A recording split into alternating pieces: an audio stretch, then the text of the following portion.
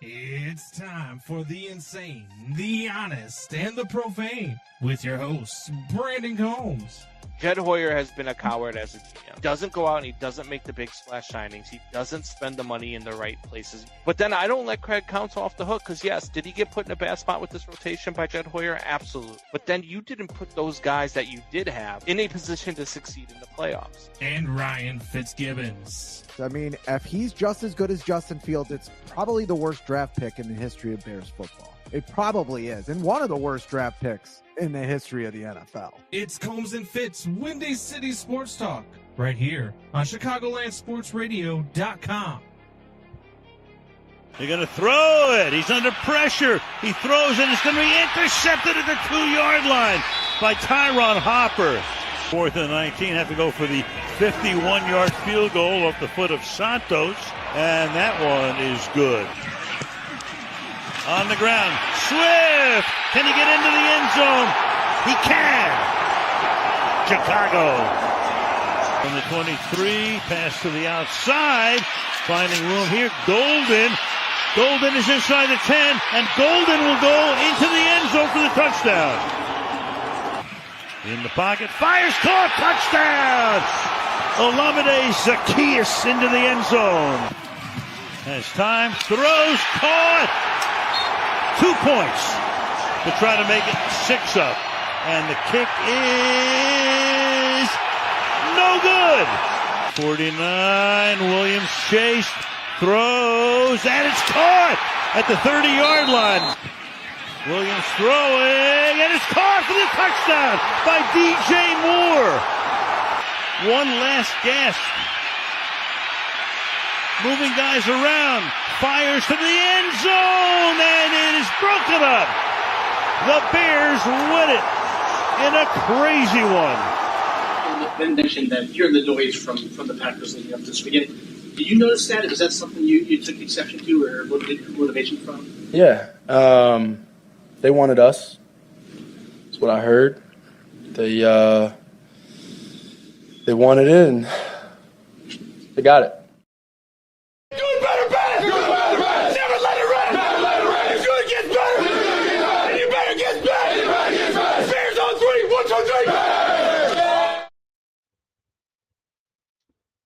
Look, the Chicago Bears, I don't know what the hell happened yesterday.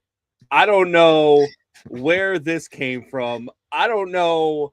Look, welcome to Combs and Fitz, Windy City Sports Talk. It's your boy, Brandon Combs, along with my guy, Ryan Fitzgibbons. Fitzy, look, I left your brother's house last night when they went up 27-16 with 6.5 minutes to go. Because I had to work this morning, because I still had a rundown to put together for a show this morning, I was like, all right, I'm just going to go ahead and get out of here. Because I'll be quite honest with you, at that point, I thought the game was over. We didn't mention it last night while we were at your brother's house, but at halftime, right before halftime, McManus misses a kick. And before he misses that kick, I tell you, we're like sitting there talking. What did I tell you? Yeah, we're sitting there talking, just like an honest conversation about what's happening. Like there's a fan conversation that you have during these games where you're just pissed at whatever player. And then there's like the honest conversation you have with yourselves that we're having, like, okay, kind of like looking at all the wreckage that has happened in the first half. And you're like, he misses this field goal. Bears win 24-21. Now, it didn't happen that way. And I was like, there is no way Green Bay is going to score 45 points in this game. Yep. There's no way that happens. Now, it was close. Well, 21-16 happens, and I kind of like I kind of shoved you a little bit with my elbow and said, what did I say? What did I say? But then they go up 27-16, and I'm like, all right, I'm gonna go ahead and get out of here. And I'm on the way back to my house, which is not a long drive from your brother's house, like 2-minute drive. And I'm listening to Joniak call the game on ESPN 1000 and the Bears call of that game. And on that call of the game, I hear the Caleb pass on 4th and 10 to Rome. Now, I didn't get to see it until after. Like, I watched it after. Unbelievable. Are you kidding me? This is why when Caleb Williams was coming out of USC, it was plays like this that made everybody go, this guy. Yes, that Man. pass. That's the pass that I'm looking at. And What the? so when I get back in the house, I'm like, all right, let's see what's gonna happen. And I mean, just pandemonium. I mean, I was up and yelling. My mother-in-law was up and yelling. Like it was just pure pandemonium. And what a great night for Bears fans. I mean, just an unbelievable comeback. I mean, look, it's not the same. It's not even close to the same. But it's for Bears fans. It's a lot like Patriots fans probably felt in that Super Bowl where they were down 28-3. Like just unbelievable and just unthinkable for that comeback. And look, man, it was man, I'm still in shock. I was out of my mind. I don't think I went to sleep till like after 2:00. That 5:00 alarm, 5:30 a.m. alarm this morning was brutal. But I just couldn't sleep, man. I was just too amped up. I was watching all the post game stuff, the Ben Johnson post game, Caleb post game. I mean, it's just so good. So good. And they got it. They got it. Yeah. I love that. No, I love that. Fantastic. It's the most improbable win I have ever seen. I mean, at least that's the Patriots. That's the Patriots in their prime, probably the best dynasty. And Jeremiah says Cairo made a 50-yard field goal, probably the biggest shock of the night. Doubting Thomas. Okay, I'm good with the Loveland pick. You think? What a beast. And he might not be an idiot. I could have been wrong with that. Even his post-game speech was okay. But the most improbable finish or just entire game I've ever seen. I mean, that's Patriots in the prime. That's Belichick. That's Tom Brady. That's not where Ben Johnson and Caleb Williams are right now. That's veterans. That's a veteran team that didn't panic. The Bears were panicking. Caleb Williams was throwing his helmet on the sideline. They could say whatever they want that they didn't panic. They were definitely panicking. It's just they went for it on 4th and 5 from their own 35. In the second quarter. They're recomposing themselves, and I want to talk a little bit about that, about the age of the coaches and how much the NFL has changed and how much it probably hasn't gotten better with some of the decision making that's happening on the field now. But just totally improbable. Let's go through just want to go through a few of these stats. Yeah. Before you go, the one thing I want to throw at Caleb, to have only completed 50% of his passes and still thrown for 363 yards, it might be the most insane stat of that game. Oh, I mean, that's insane. I mean, we could start there if you want. 2 touchdowns, 195 yards in the fourth quarter. If you would have told me that was his stat line for the game, I'd be like, oh man, maybe they won. Like, I mean, I've been fine with that. Oh, and they ran the ball enough. They did not run the ball enough. Tell you the truth, the first touchdown they get is on a running play within the 10-yard line, which they should have done a couple of times before then. With the first time all season, the Bears have won a game without recording a takeaway. First time. NFL all-time to score at least 24 points in the fourth quarter in overtime of a playoff game to overcome a 15-point deficit. Only 2 teams. We just said the Patriots. Bears' lowest win percentage during a victory over the Packers from 651 in the second quarter to 259 in the fourth quarter. We just looked at the percentages. That's Jordan Love's the most TD passes that the Bears have had at home in a playoff game. I mean, he looked good for part of the game. Let's talk a little bit about more of that. According to AP's Josh Dubow, Matt Fleur is the 5th head coach to lose multiple playoff games. He led by 7 or more points to start the fourth quarter. You want to know the other coaches? You might be able to name one. You probably can't name one. Actually, Bill Belichick? No, Kyle Shanahan, Andy Reid, and then some older coaches, Jim Mora. Jim Fassel is a pretty good coach. Oh, wow. Super Bowl. Yeah, that's 4. Number of fourth quarter comebacks, including the playoffs, is the most in season by any QB under 25. That's 7. He has 7 comebacks now. And then the years since the Bears' last playoff win, 15. 33 years since a team scored 25 or more points in the fourth quarter. 35 years since a Bears QB had beaten the Packers multiple times in a season. Jim Harbaugh was the last to do it. 74 years it had been since the Bears scored 21 or more points in 4 straight games against the Bears. 74 years. Yeah.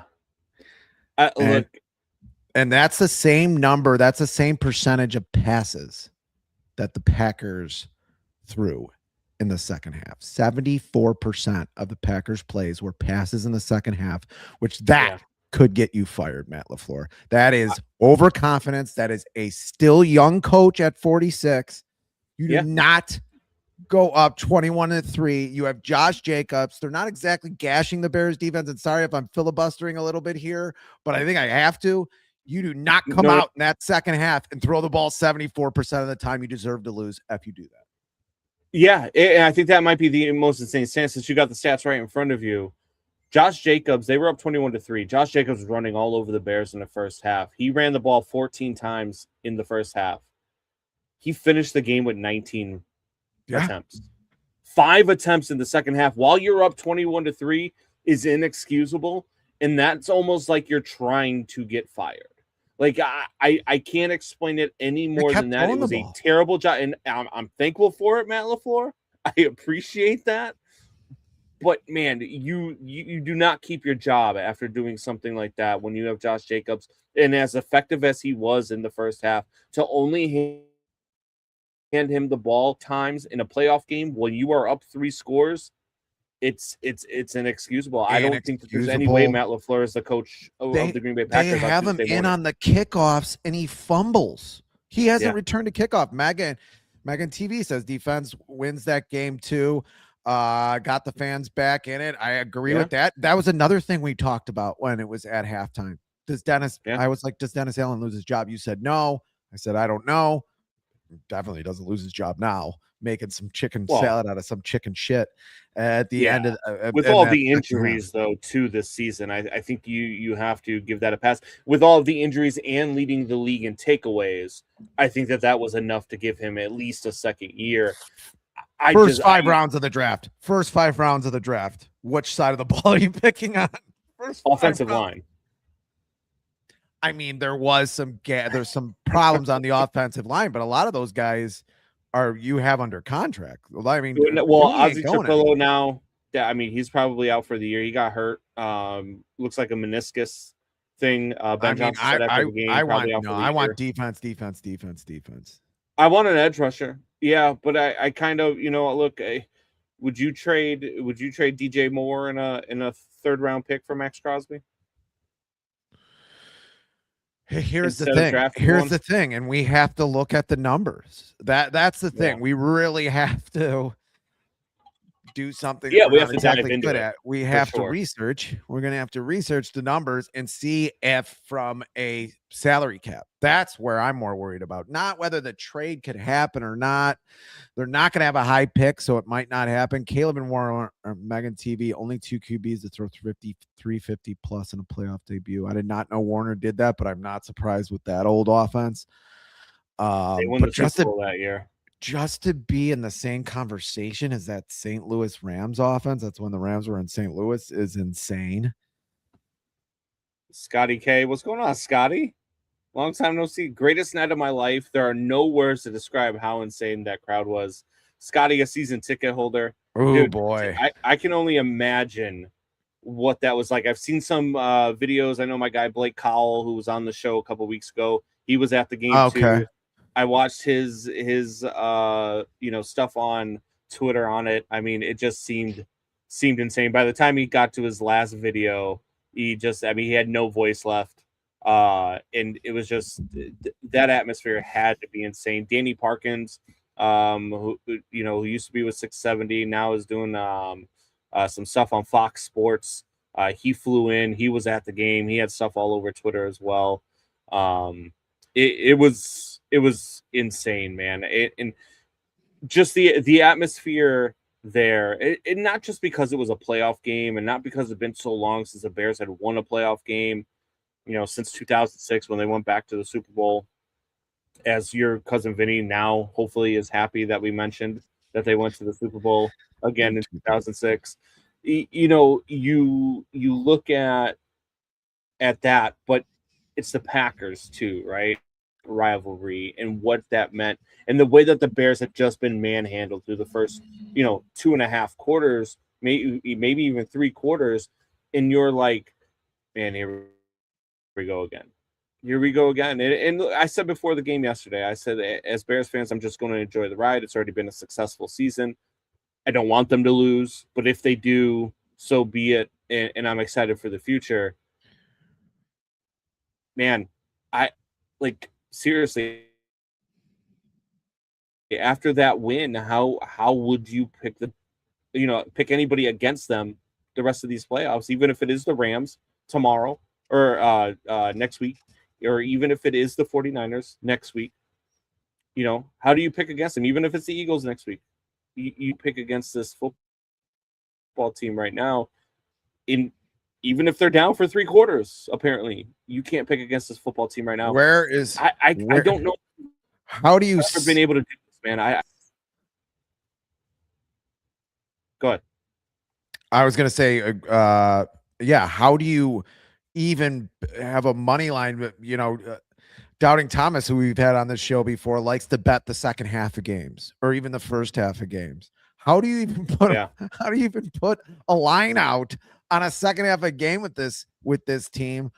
I mean, that also comes down to, it's got to come down to conditioning. When one team is just outclassing you an entire half, and then you come back, like, that's got to have something to do with what the Bears are doing in practice, what they're doing with their conditioning, what they're doing, and all those things. Yeah, you can have a second half speech, and it sounds like Ben Johnson had one.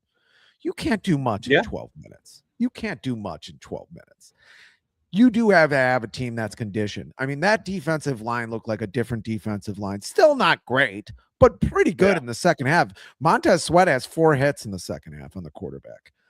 Austin Booker is getting in there. Even Grady Jarrett, the old man Grady is getting in there on things. Andrew Billings is stuffing the run. I mean, it is, like I said, it's the most improbable game. I don't care about other teams as well. Like, it's just improbable because you basically have a rookie quarterback doing it. And I was thinking about this today before the show. He's almost was in a worse condition to begin the year than a rookie quarterback would have been. Like, if you wanted to take a quarterback and say, we want to make it worse than as if he was a rookie, you would have blueprinted last year's season. And that's what Caleb was coming into this season. And just how far he's gone. And go ahead. Yeah, great win yesterday. Love to see DJ Moore ball out. He did have a drop. Looks like he's a Panther fan. I mean, look, Panthers. I really thought that the Panthers were going to win that game, man. I really did. I thought they were going to hang on and win that game before the Bears game, but Stafford, man. It's tough, especially when you're going up against that Rams offense, man, because they could score at will. But for the Panthers to hang in there, you have to be excited. Look, I picked the Panthers to win that division. Panthers are going to be better, and I liked the growth that I had seen from Bryce Young last year.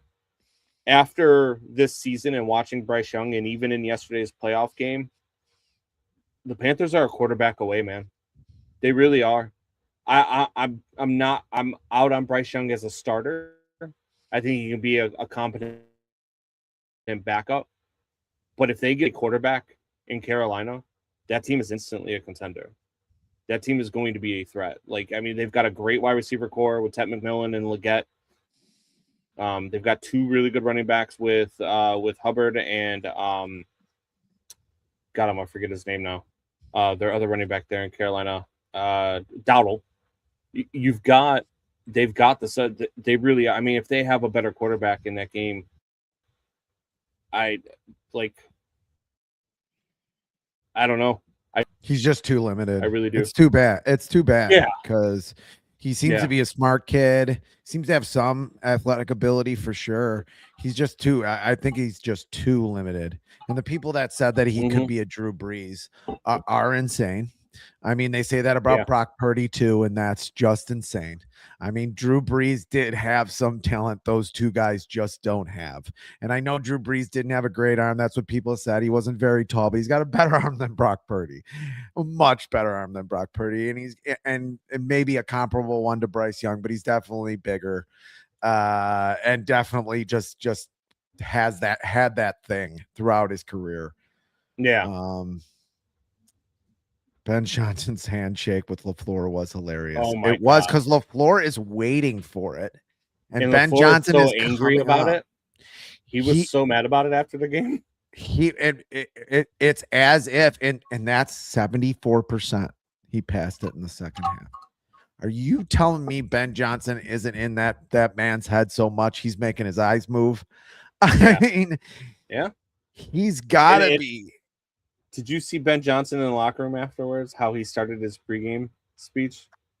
Post game, you mean? Or post game speech? Yeah. The fuck the Packers. Fuck I hate those guys. Oh my God. Oh my God. Dude. How could you not look? I know that this is we're living in the moment right now as Bears fans, and I know that next year. It could all come crashing down, and this could all just be a 1-year hit, and this could all just go away. I don't expect it to.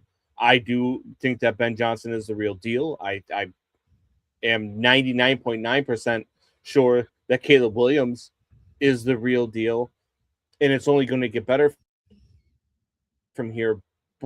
How could you not look at Ben Johnson and be pissed at your team for not going out and getting him before the Bears could? Yeah. Or you know what I mean? Like if you're the Giants or you're the or any team last year that had an opening, how could you not be like, man, how did I'm already not pissed go after this guy? I'm already pissed that they didn't get him. And you're like, oh, they couldn't have got him a year before. There was a lot from more than multiple sources that last year that they had Matt Eberflus. There was a lot out there saying Ben Johnson wanted to come to the Bears. And you're telling me they couldn't have interviewed him or brought him in a year early. And then polls comes out, has a press conference with Eberflus right next to him, which is weird anyway. GMs just don't do that. And the Bears media doesn't come out. And that's what I'm thinking last night, as I'm thinking they're going to lose. Like, they don't lose that game. They might not even be they're probably not even playing in that game. They're probably have a bye at Ben Johnson as their coach last year. And you don't do that to Caleb Williams and maybe take a year or two off the end of his career, maybe more, with that ridiculous season where he sacked 68 times. He sacked like 20 times this season. I mean, I even say that about the Bears. Had something to do with some of his struggles this season too. Was last season. I think that had something to do with some of his struggles. I think that the footsteps and the ghosts from last year creep up on a quarterback. They change your internal clock. It does a lot of things. So I think that it has something to do with the fact that he still every once in a while holds on to the ball too long. I think that still has a fact to do with sometimes he doesn't stay in the pocket as long as he could, and he abandons the pocket. So I still think that there's a lot to do with that. I completely agree with you. I mean, it's horrendous what they did, and we talked about it last year. That they should have done that. Bryce Young's skill set is good enough to overcome his height. I mean, that's absolutely 110%. Why I brought up that comment is because Caleb Williams is not a tall quarterback. He's actually, when it comes to quarterbacks, he's short. Even at 6'1", he's short as a quarterback. His skill set overcomes any kind of height disadvantage. I mean, it is insane what he's able to do. What's going on, Jose? Thanks for joining and checking out the show. Scotty K chiming back in. People need to talk about Caleb growing as a person. Dude has grown up in front of us. Got confidence unmatched and so humble to give his game ball to Ben Johnson for what he has done for the Bears. Yeah, watching Caleb, I don't know if you've seen this, but when Caleb got the game ball, he handed it back to Ben Johnson and gave an emotional speech in the locker room about how great of a job Ben Johnson has done, how emotional for him, for him personally too. So, dude, I mean, Look, and that was my concern about Caleb when they drafted him, was his headspace and how was he going to handle Chicago. The kid has done everything right, man. He just has. And this dude is a baller. And he wants nothing more than to win. I know some people, they asked Ben Johnson in the postgame presser about Caleb and being more demonstrative than ever on the sidelines and all this stuff. And Ben's like, oh, I'll have a chat with him about that. I didn't see it yet, but I'll watch the tape and I'll have a talk with him. I like that fire in him. You know what I mean? I like that I want to win. Like there's a different, and there was in Roma Dunze said this during the week in his presser. He said, there's a different intensity in Caleb this week. He turned it up this week, and you saw that on the sidelines last night from Caleb Williams. It was a different animal. The playoffs are a different animal. This means more right now. I don't know if I has a chance, man. I don't know if I always agreed with it. Maybe too much intensity sometimes.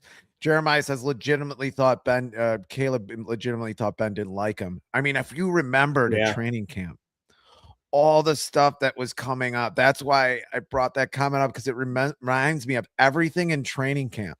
Him throwing the ball to the net, Caleb, to all the stuff with him and Caleb not really getting along, to Caleb can't get along with any coach. Look, he couldn't get along with this coaching staff that was sexting pictures to people and doing whatever. And that's Matt Eberflus's coaching staff, and Matt Eberflus got fired from the damn Dallas Cowboys as a defensive coordinator. He's going to be a linebackers coach next year. I mean, just all that stuff from training camp, to have that completely cleansed. And I thought that was all bull crap when that was all happening.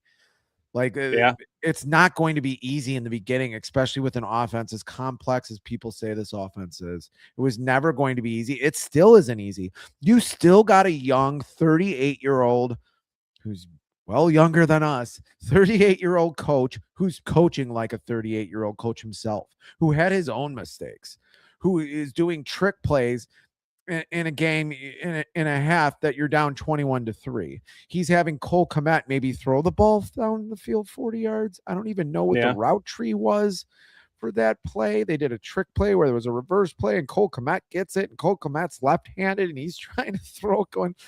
It was an idiotic play. It just wasn't smart. And there was a lot of other trick plays that didn't work.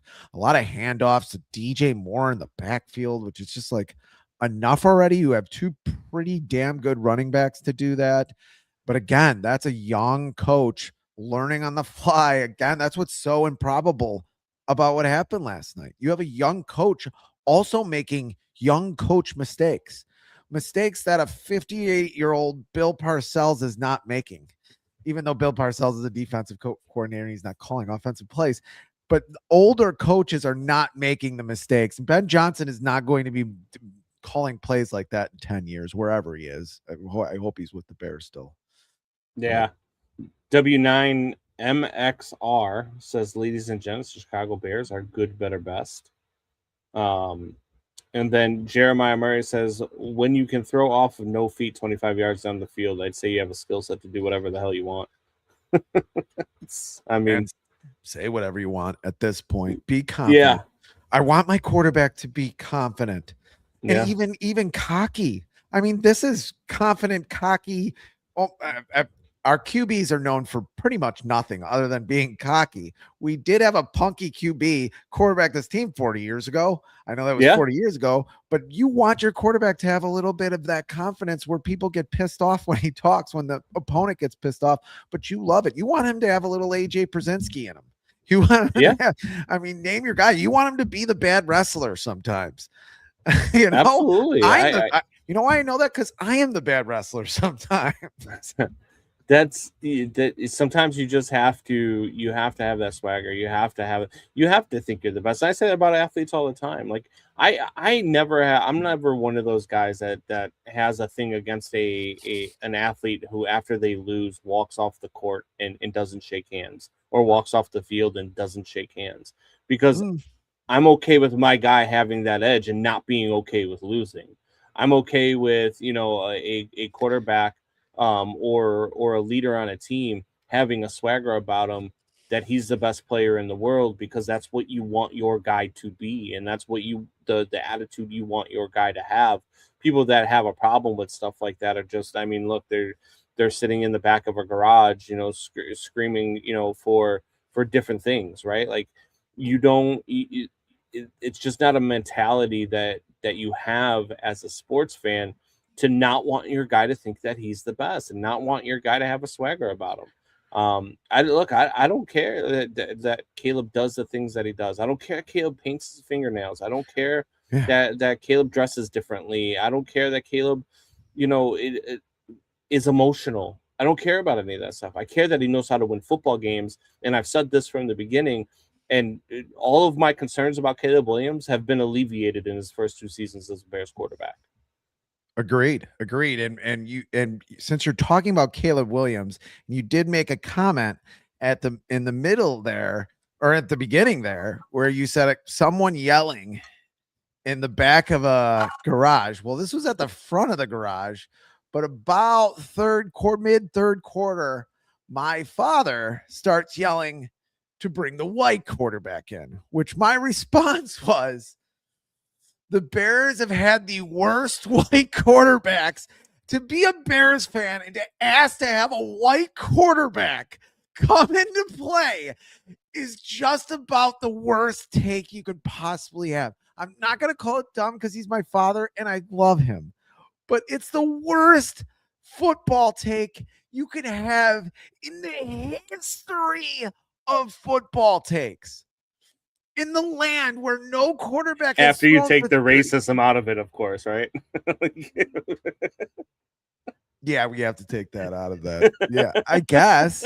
I mean, that's why I wasn't going to bring it up. That's why I didn't go there. Let's say it was the other way around. Let's say it was the other way around. And someone was like, they're not running with the quarterback to get this white guy out of, bring a black guy in. I wouldn't call that racist. I mean, even though it kind of was what my dad was saying, but like, if anybody, like, to bring in a backup quarterback who happens to be white, like any backup quarterback, and this is Bears history, like we're always asking to bring in the backup quarterback because, he was going to change everything. Yeah. It was the worst football take. Unfortunately, it was. He's a sweet guy, but Caleb has found the balance of confidence and a skill set and humbleness to always improve, says Scotty. Caleb has more wins versus the Packers than Cutler, Mitch, and Fields combined. That's crazy. You going to bring up Doubting Thomas's comment, or? I tend to not bring up Doubting Thomas's comments, but we can. Wouldn't a Mount Greenwood viewing party? Wouldn't be a Mount Greenwood party otherwise. Yeah, it's kind of a fair point. That's why I was trying to skate past it, but then Fitz was just like, nah, screw this. We're going to talk about my racist dad right now.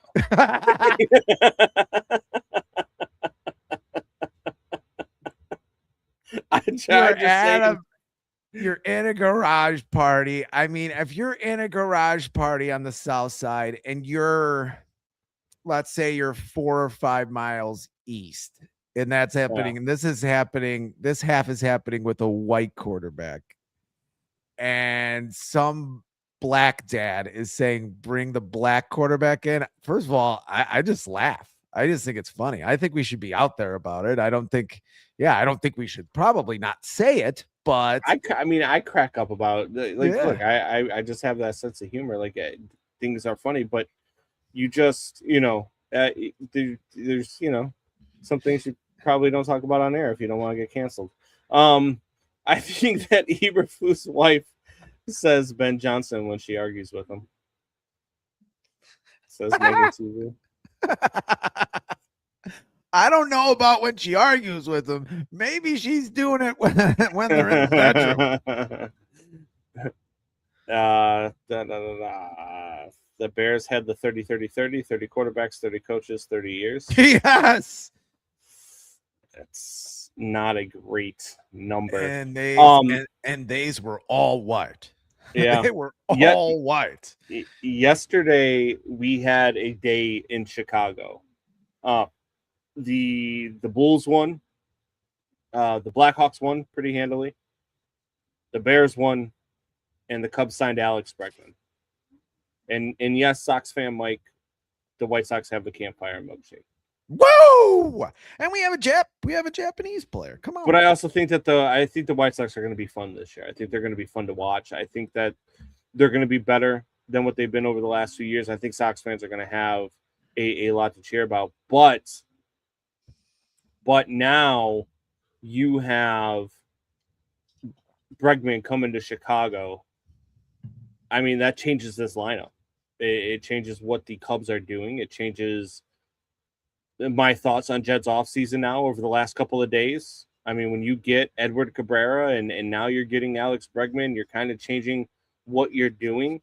And you've kind of changed my opinion of your offseason so far. Now, that being said, if the rumors are true, now all of a sudden you're open to trading Nico Horner. Now again, we're having a different conversation, right? Because now I don't understand how you're making your team better if that's your way of bringing in Alex Bregman. Now, do I think that you got to find a different spot for God, I want to forget his name, Matt Shaw? Do you have him start working on playing the outfield, playing right field? What do you do with all of those things? But look, man, it was a great day to be a Chicago sports fan. Yeah, and yesterday we're in the midst of it, and the Bears are losing, the Bears are getting crushed, and I show you my phone where the Twitter report comes in that the Cubs signed Alex Bregman. And I was like, man, I'm thinking to myself, I'm like, man, what bad timing, Jed. But at the same time, maybe it was good timing, right? Maybe it was good timing. Because if the Bears lose that game, then you're like, at least the Cubs got Bregman. But if they came back and they win that game, now all of a sudden it's the greatest day in Chicago sports history. And since maybe November 2nd of 2016? Yeah, I mean, I think that Jed finally did what I've been saying. Even when Dylan Cease, when Toronto Blue Jays acquired Dylan Cease, and you said, "Oh, Toronto overpaid," you have to overpay. Yeah, you have to overpay in this league to win. Yeah, the left side of your infield is going to have two guys where you're probably overpaying for them both. But guess what? They might win you the World Series. Alex Bregman and Dansby Swanson, they're not going to be the best. And there's going to be times where Alex Bregman's going to play 90 games in a season. There's also going to be times where he plays 145 games and he's a baseball player. Yeah. He's going to be out there a lot and he's going to hit 25 to 30 home runs. He's going to be the reason why you win a World Series or at least get close to winning a World Series. I mean, you have to overpay for guys. Yeah, the fifth year on that contract, he's not going to be making the money. He's not going to deserve the money he's making. But you don't care about that. You care about the next 3 years. And you have all these other contracts that you're paying for that are going to start syncing up with him. I mean, I thought they should have done it last year to Alex Bregman. It just made way too much sense. I'm glad they did it this year. And sometimes you have to overpay for players. They deferred $70 million of the contract too, which is something that we haven't seen the Ricketts do, something we haven't seen the Cubs do. I liked that, and now maybe that opens up the door for Kyle Tucker. Maybe, or at least, I don't know if he's come off the board yet. I've been a little focused on the Bears, but Cody Bellinger. Yeah, Cody Bellinger. There's a lot of smoke there too with the Cubs. I guess the Cubs have been talking with his camp too, but we'll see, man. Just a great day. They needed more right-handed power. They needed more right-handed power. This lineup needed it, and they got it. Edward Cabrera firmed up that rotation too. Good trade there for Jed to go get him. Even though you gave up Owen Casey, I was fine with that. But I wanted to touch on that as well. Scotty K says, not sure if y'all talked about this, but is that it for LaFleur in Green Bay with Harbaugh out there and the constant choking, Browns, Bears 2 times, etc.? I think he's gone Monday morning. I do too. I think that LaFleur has coached his last game with the Green Bay Packers. And I think that not just because they lost the game, but the fashion in which they lost the game and his game plan in that second half, I think cost him his job. Now, Does he get an immediate opening as a head coach? Obviously, you got John Harbaugh out there. You've got Kevin Stefanski out there, who's a 2-time coach of the year. You've got, all of these different options out there. And you might even see, even if LaFleur doesn't get hired or doesn't get fired, you're going to see you might see Tomlin might go there. Sean McDermott might be out there. Now, all of a sudden, these teams that were thinking they might only get to hire, Kubiak, or go out there and get to hire Joe Brady or Matt Nagy, for Christ's sake. I don't know if you get rid of LaFleur and you bring in I don't think they bring in a Cliff Kingsbury or something like that. I think they would bring in a Kubiak. I do.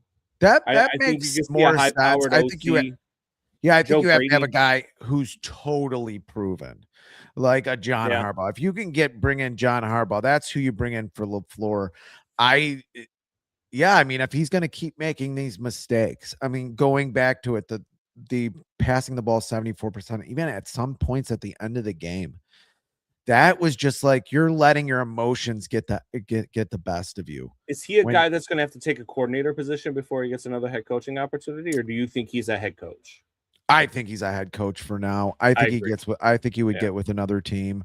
I think there's just too many things. He does scheme guys open. It is a vastly different league, though. 20 years ago, you just did not see guys flying open like you do these days. You just did not see that. Every game, it's like 7 or 8 times. If you saw it in one game 20 years ago, it looked odd. Yeah. Scotty says to Las Vegas. I can see Las Vegas. I can see why. I could see John Harbaugh going to Las Vegas. I don't know why anybody would Tom Brady there. I don't. Why would you do that? You have. I mean, it is bare bones, and now you've got. If you're Matt LaFleur, why he would do that? Why would John Harbaugh do the Ravens job out there? You've got the Dolphins job out there. You got the Giants job out there, which I think is prime property. Everybody keeps talking about the Ravens job, and I understand you have Lamar and you've got a 2-time league MVP, and it could be good there if the right guy goes there. But to me, man, when you've got the Giants job with Jackson Dart and with Neighbors and with Banks, the defensive line, defensive line and offensive line is kind of already put together, and a top 5 pick. You've got a top 5 pick this year, which you could either use for more draft capital and move down in the draft and get more draft capital moving forward, or you can use the number 5 pick to go and get Jeremiah freaking Love. And now all of a sudden you've got an unbelievable roster on offense, not to mention a talented defense. And I know that, it didn't pan out this year because you couldn't get, I'm going to forget his name, the edge rusher that they got from Penn State. You couldn't get him to buy in, and he wasn't showing up to practices and kept getting, fined by the team and suspended by the team and punished, blah, blah, blah. But now all of a sudden you get a leader in there like Matt LaFleur who he can buy into. Now all of a sudden you change everything, right? We saw with Ben Johnson and the Bears. If you can get a coach that can come in and change the culture, that can change things rapidly. And to me personally, if I'm a high-powered head coach like Matt LaFleur or Kevin Stefanski or even John Harbaugh, the New York Giants are number 1 on my list. And I probably have to change the GM there because I'm not going there with Joe Shane. Joe Shane's the problem there. But I probably go there and I say, hey, yeah, I would love to come coach this team, but I'm bringing my own GM. I'd say Ravens are 1. But I get your Giants thing. I just say Ravens are 1. They're just more ready. And it, Scotty brings up a good point. Matt gets to develop Fernando. I mean, that can make sense. I mean, LaFleur did develop Jordan Love. I mean, Jordan Love is at least good enough. I don't know why he's always throwing off his back foot when nobody is rushing the quarterback sometimes.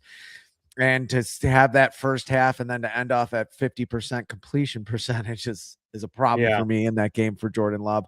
But and you have to fix the relationship with Max Crosby if you go to Las Vegas too, though. You got to remember that because that from the way that thing ended at the end of the season, with Max Crosby and the Las Vegas Raiders front office, like that has to get fixed. So whoever goes there is going to have to repair And a that lot of people relationship do too. agree with Jeremiah. Fernando will only be a mediocre quarterback.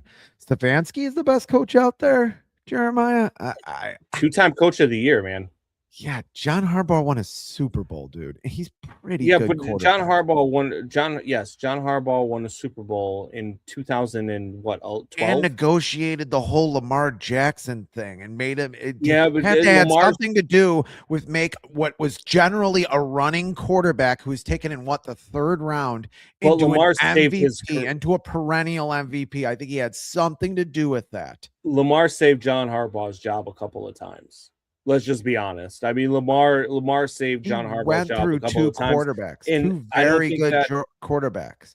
He went off of Flacco when people thought that was insane. I mean, I don't know. He's made a lot of hard decisions, done a lot of good things. I think Harbaugh's a good coach. I just don't think I don't know. I think he's a little overrated, to be completely 110% honest with you. I think John Harbaugh's a little bit overrated as a head coach. And that's just my take on him. I don't think he's terrible. I think he's going to do well in other plays. I think it was time in Baltimore for them to have a new voice. And I think that Harbaugh will do okay somewhere else, especially if he goes somewhere like we was just talking about New York, or maybe even if you ended up seeing John Harbaugh, hell, you might see John Harbaugh in Green Bay. Or the kick is made, and if you're going to, yeah, I mean, you could see all sorts of things. So it's crazy, but you never know, man. Like you've got to see where these things are going to go. You've got to see who's out there. But I think that Stefanski, I agree. I think Stefanski is the best coach on the market right now. He would be my number one if I'm teams looking for a head coach. Interesting. Yeah. And if LaFleur's out there, you still on Stefanski? Yes. I've been out on LaFleur for a couple. I think LaFleur's he's like Harbaugh.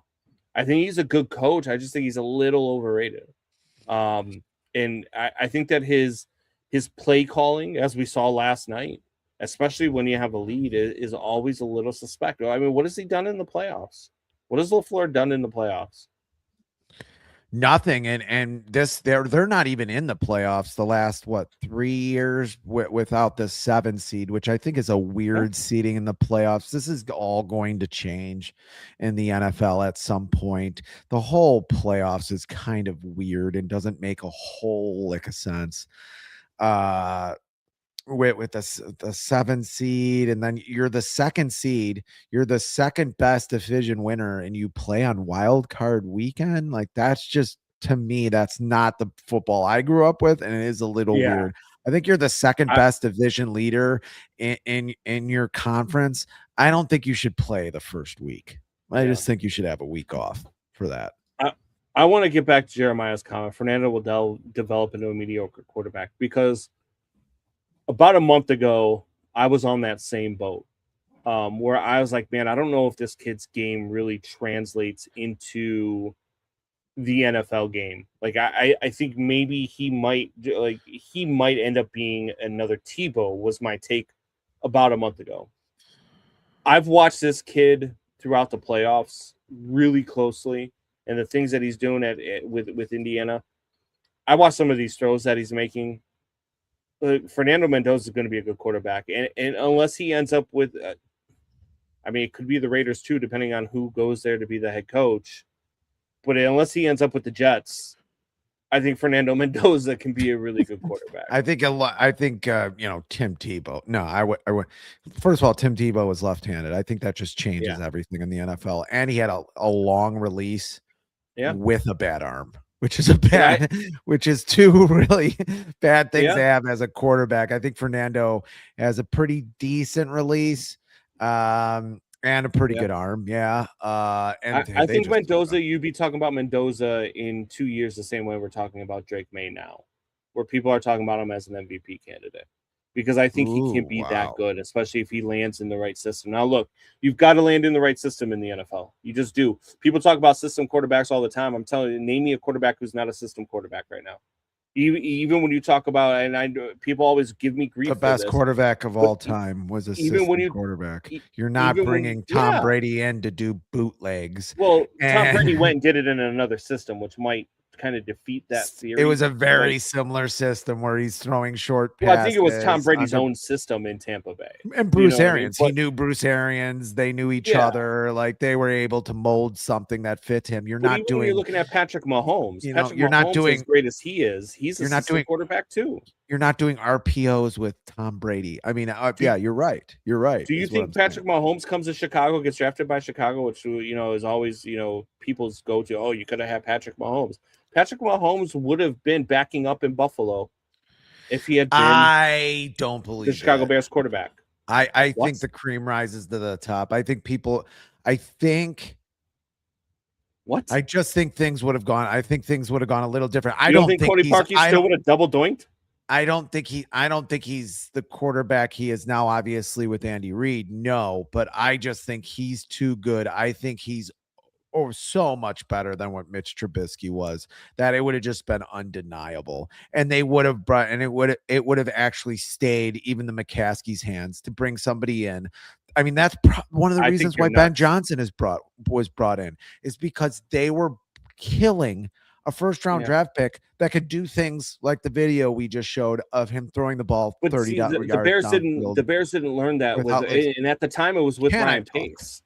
The Bears didn't learn that with Ryan Pace. So, well, yeah, but you're wrong, though. Am I able to talk? Am I able to talk? Can I let you make your thing that the best football player probably to ever play the game would not be that good? I'm sorry. There is some times where a football player is so good that he does rise his players up. You just forget how bad Mitch Trubisky was. I think you forget how bad the front office was. Bad. Yes, they were bad, but Mitch Trubisky was pretty bad. They had a decent line for him. They had they had Allen Robinson. They had they had Mooney. They had a couple other receivers that could do some things. They had they were doing okay in the running back room. Like they had things around him. He just wasn't that good. And yeah, Matt Nagy was an idiot who, didn't want to have any deception at all in his offense, which is just ridiculous. And if whoever he goes to is going to be terrible. But I just think that a quarterback would have risen above that, and they would have known like Matt Nagy isn't the guy, and maybe brought somebody else in here and stayed their hand. Once Mitch Trubisky was bad, and then you bring in, Justin Fields, and I don't even know what happened there. You're right. It is a bad organization, but I think Mahomes overcomes a lot. Here's why I disagree with you so much, because what have we seen the last 2 years since Matt Nagy went back to Kansas City as the OC? How good is Kansas City's offense? They're not even in the playoffs this year. I get it. Also, they have an old tight end who they shouldn't have brought back. They have a really bad receiving core that almost every year leads the league in drop passes. That offensive line isn't as good as it was. The worst front office in the league at that time when he was drafted. I understand that. I mean, the Bears, and we could just say this: the Bears last year were making the White Sox look good. I mean, that's how bad they were. They were making the White Sox look good when the White Sox were literally chanting to sell the team. The Bears fans were chanting the same thing. So I get all that. I just think Patrick Mahomes, way too good. I think it at least stays in hand. And at the very least, let's say Patrick Mahomes isn't very good here. It's a Baker Mayfield situation where he leaves the Bears, maybe has 1 or 2 good seasons here. He leaves the Bears, somebody gives him a chance, and he's Baker Mayfield somewhere else. Actually, way better than Baker Mayfield somewhere else. I think that's what eventually would have happened to Patrick Mahomes here. Is he goes somewhere else, they give up on him, and he's terrific somewhere else. W9MXR says McCaskey handed Kevin Warren and Ryan Poles the keys, made a major shift in leadership. I mean, I agree with that to a point too. I mean, because once the handcuffs were off and they didn't have to stick with Matt Eberflus for an extra year, as the story goes, I mean, they made the right decisions. And I still don't know how much I trust Ryan Poles to do my drafting. But But Ryan Pace was White Sox I think it's worthy. getting better. He was. Yeah.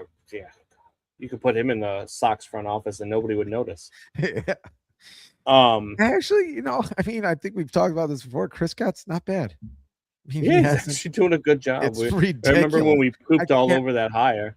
Oh, we were screaming. I mean, just disturbing every baseball sensibility I've ever had, and somehow they've just like fallen in. It's not even him doing it. It's Josh Bloomfield, I think, whatever. Some of the guys he has, the assistant GMs, some of the scouting that they brought in, but that's what good GMs do. They community build, and we've talked about that before too. And somehow Chris Getz has done that, but Ryan Pace wasn't able to do any of that with the Bears for sure. And that was things would have been bad, but I think Mahomes would have found a home. I think he would have, whether it's here or somewhere else. All right, before we get out of here, let's touch on these playoff games again. All right, here we go. I have the Jaguars over the Bills. You have the Bills over the Jaguars. Have you changed? And you're a crazy asshole. Okay. I have not changed my opinion. Yeah. I'm Jaguars going with the better quarterback. Yeah, I'm going with the better defense that can stop the run. Let's go Patriots, Chargers. Who you got tonight? Patriots, Chargers. I'll see. I was on the Chargers. You were on the Patriots. Yes, I was on the Patriots. I'm still on the Patriots. I'm still on the Patriots. I don't think the Patriots get out of the first round, but I think they do win one playoff game. Eagles, Niners. I think we were both on the Niners, or were you on the Eagles? I was on the Eagles. Okay, I'm on the Niners. We are the exact opposite. And yeah, we're both on the Texans tomorrow night. Yeah, for sure. I think that the Pittsburgh Steelers are one of the worst team in this playoffs, possibly the worst team in this playoffs. Yeah, it's after Carolina's showing yesterday, they might be the worst team in this playoffs. Yeah, and they are almost every season. I think the Texans send Aaron Rodgers into retirement tomorrow. I really do. Bills, Eagles, Pats. So he's with you. Yeah. Thank you. He's with you against me. Bills by a million. Not a good spot to be. The dead bodies that Jacksonville has played. Yeah. Have you seen the dead bodies? Yeah. You know who else they played and beat the snot out of? The Bills. Doubting Thomas has the Steelers tomorrow night. And can we just for 1 second talk about up his comments? How dumb the NFL is to have. Did you see his moniker, by the way? The picture from last night. It's us, but with our freaking half naked brothers standing behind us. Bam Bam Bigelow. Can I just say how dumb the NFL decision was to have the Bears and Packers play last night instead of tonight or today? Like, how many viewers they must have lost to not watch that game. You have Al Michaels, and I think Kirk Herbstreit's actually really good. I know a lot of people who say I don't like Kirk Herbstreit. I actually really like Kirk. He doesn't even know half of the names. He's a college guy. He's a great college guy. Don't get me wrong. He's a great on college game. I like the way he sees the game. I like the way he sees the game. I forget names too. So do you. So, I mean, I like the way he sees the game, but Al Michaels, it's just, I mean, he's put a little bit more energy in it this year, but it's just, it's not good. He's saying it's 2nd and 5 when it's 2nd and 1. And they've already announced that he's coming back next year. And it's just like, you have that booth. Put those two after those first 2 games between both of those teams. How it wasn't Kevin Harlan and Tom Brady, is beyond me. And how unless it was something where Amazon steps in. Unless Amazon stepped in and goes, no. We want this. Come on. Just the viewers they had in that game before it was one of the most. The NFL threw them a bone. One of the most viewed Sunday night games in the last 5 years, and they put them on a Saturday night. Yeah. Inexplicable. It's crazy. But all right, here we go. We got one more week of Bears playoff football. We don't know what time or what day they're playing yet. Yes. But once we find out, we will let you know. And we will be there for Bears pregame. Don't know where we'll be, but we'll be somewhere for Bears pregame. You don't have a lot Till of next time. information. You don't Yeah. have a lot of information. Well, we don't because we don't know. We Yeah. have to wait until the schedule comes out. We have to wait until they tell us when everybody is going to be there. So we'll let you know. We'll let you know where it's at. But we will be there. Bears game next week. Tell your friends. Tell your neighbors. Tell your enemies. We'll see you later.